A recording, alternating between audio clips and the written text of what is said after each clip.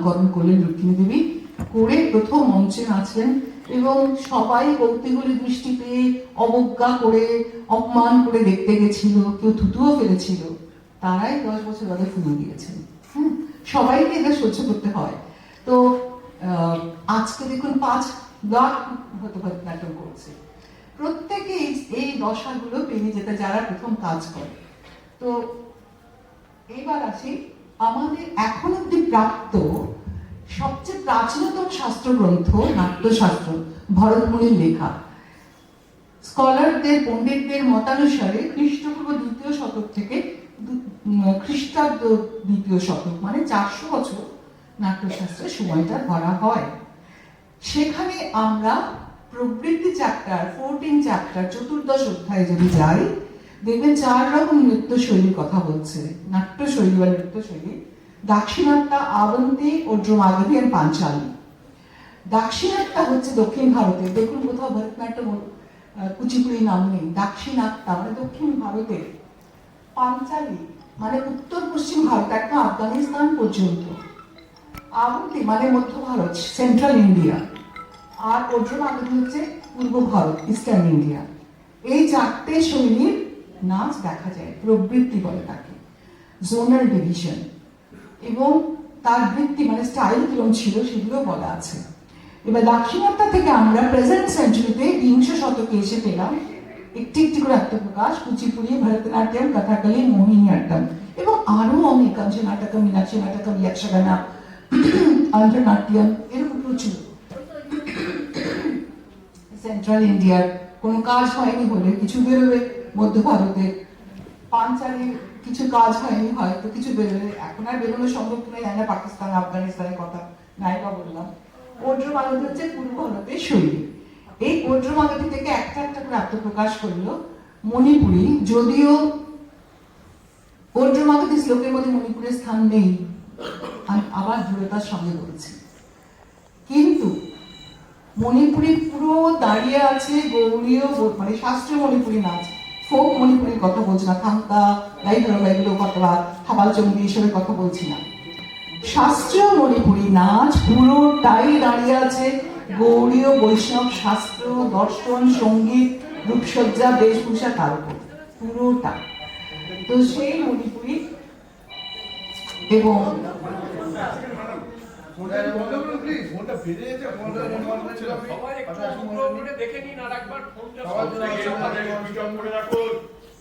হ্যাঁ, আপনারা জলভাষটা নিষ্ক্রিয় করে দিন।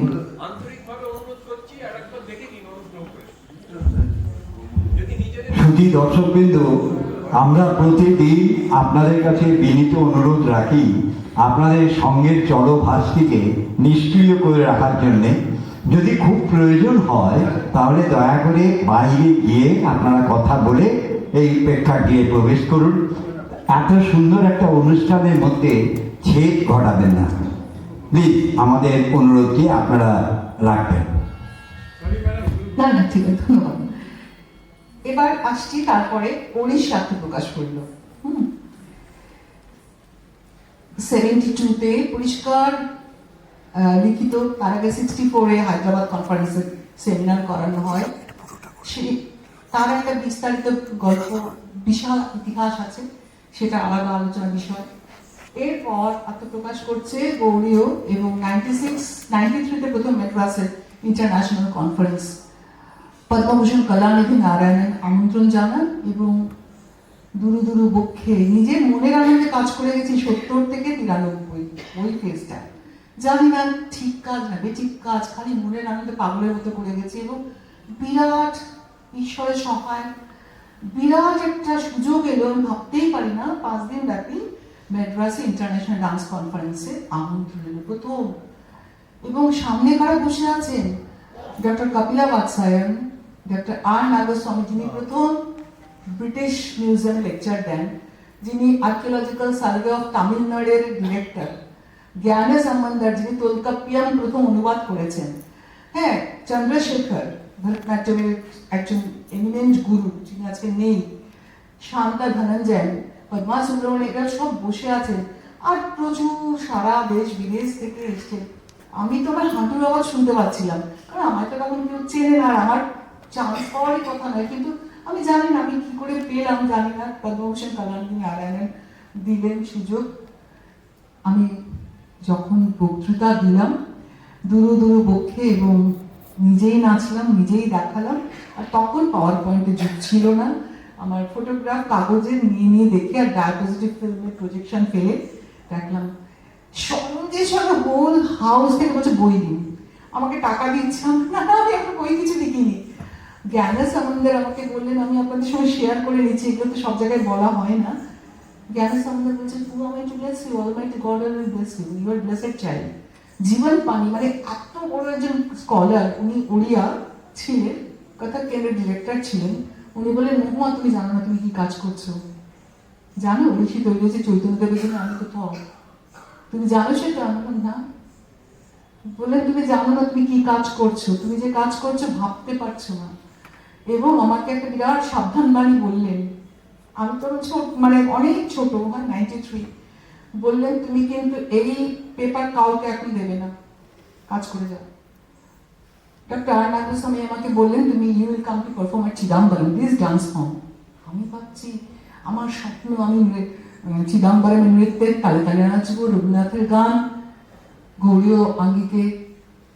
কারণ আমার মনে হতো আনন্দ নাট্যম নাচে, ভরতনাট্যমে নটনা মালিনার নাচে, নটনা মালিনার তো লিখেছেন কে, গোপাল কৃষ্ণ ভারতীয় রবীন্দ্রনাথের সমসাময়িক, আমি সেইটাকে ভরতনাট্যম বলে নাচতে পারি, তাহলে নৃত্যের তালে তালে কেন নাচতে পারবো না?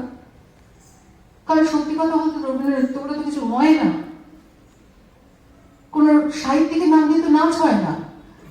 আজকে যখন আমি তিলানা করছি, মনে করুন স্বাতি তিরুনাল মহারাজার লেখা গীতা ধানি কুতাকা, যখন মোহিনীঅট্টম নাচছে আমি কি বলি স্বাতি নৃত্য, আমি কি বলি মোহিনীঅট্টম করছি, কম্পোজার স্বাতি তিরুনাল। আমি যখন গীতা ধানি কুতাকাকে ভরতনাট্যম তিলানা করে আমি কি বলি স্বাতি নৃত্য করছি সাহিত্যিকের নামে, আমি কি বলি? আমি বলি ভরতনাট্যমে তিলানা করছি কম্পোজার স্বাতি তিরুনাল। আমি যখন ওটাকে পপুলার সং আজকাল ড্রাম ড্রাম বাজিয়ে করা হয় আমি কি বলি স্বাতি মিউজিক গাইছি, বলি না। কোন সাহিত্যিকের নাম দিয়ে নাচ হয় না। রবীন্দ্রনাথের গান দিয়ে ভরতনাট্যম হতে পারে, রবীন্দ্রনাথের গান দিয়ে করেছেন, রুক্মিণীদেবী অরুণাচল নিজেই করেছেন ভানু সিংহের পদাবলী, সাংঘাতিক। রবীন্দ্রনাথের গান দিয়ে কথা করতে পারে, হ্যাঁ, ডালিয়া করেছেন বিরজু মহারাজজি, রবীন্দ্রনাথের গান দিয়ে শত্রু নাচ হতে পারে, পদ্মভূষণ যতীন গোস্বামী স্যার করেছেন চণ্ডালিকা, কুচিপুড়ি হতে পারে, আর যেটা হয় পাঁচ মিশালি সব মিলে বয়েজের লাইটের মতো করতেই পারে, সেটা একটা সুন্দর ফর্ম। কিন্তু রবীন্দ্র নৃত্য এটা বলা হচ্ছে গুরুদেবের গান দিয়ে নাচ করছি, এটা আমার মত, আপনারা সহমত না হলেও কিছু আসে যায় না, কিন্তু এটা আমার এটা মানে বক্তব্য। এবার এই যে এরপরে গৌরীয় এইগুলো এলো, এবার দেখুন অবিভক্ত বৃহৎ বঙ্গ আজকের মতো খণ্ডিত নয়, কতটা ছিল একদম, যেটা দ্বার ভাঙা বলা হয়, মানে দ্বার বঙ্গ, সেখান থেকে পুরো মায়ানমার পর্যন্ত উত্তর, এতটা ছিল বৃহৎ বঙ্গ। নেক্সট, এবার অর্জমান্তি শ্লোক দেখুন কি বলছে, অঙ্গ বঙ্গ উৎ কলিঙ্গা বৎসশ্চৈব অর্জুমাগধা পৌন্ড্রা নেপালিকাশ্চৈবন্তর্গিরি বহির্গিরা তথা প্রবঙ্গ মাহেন্দ্র মলদা মল্লবর্তক ব্রহ্মোত্তর প্রভৃতয় ভার্গব মার্গবস তথা প্রাগজ্যোতিষ কুলিন্দাশ্চ বৈদ্যস্তাম্রলিপ্তকা প্রাণ প্রভৃতয়শ্চ উজ্জন্তি চোদ্রমাগধি। এই শ্লোকটা ব্যাখ্যা করে দেখবেন পুরোটাই গ্রেটার বেঙ্গল, কোথাও মণিপুরি টনিপুরির নাম নেই। অঙ্গ ভাগলপুর, তখন গ্রেটার বেঙ্গল ছিল। বঙ্গ বাংলা, পুঞ্জবর্ধন উত্তরবঙ্গ, এপার বাংলা ওপার বাংলা উত্তরবঙ্গ বলে পুঞ্জবর্ধন নগরী। অন্তর্গিরি বীরভূম, বহির্গিরি আজকের ছোটনাগপুর ঝাড়খণ্ড। মালদা আজকের শুধু খণ্ডিত মালদা না, রাজশাহী পুরোটাই গ্রেটার মালদা ছিল। মল্লবর্তকা বাঁকুড়া, মল্লভূম আপনারা জানেন, প্রবঙ্গ পূর্ববঙ্গ, তাম্রলিপ্ত দক্ষিণ মেদিনীপুর পুরোটা, ব্রহ্মোত্তর ভার উত্তর, ব্রহ্মোত্তর মুর্শিদাবাদ পর্যন্ত। মানে আমি একটুখানি খালি ওই শ্লোকটাকে আপনাদের জায়গার নামানুসারে রাখলাম, তাহলে দেখবেন ওর্ধ্ব মাগধী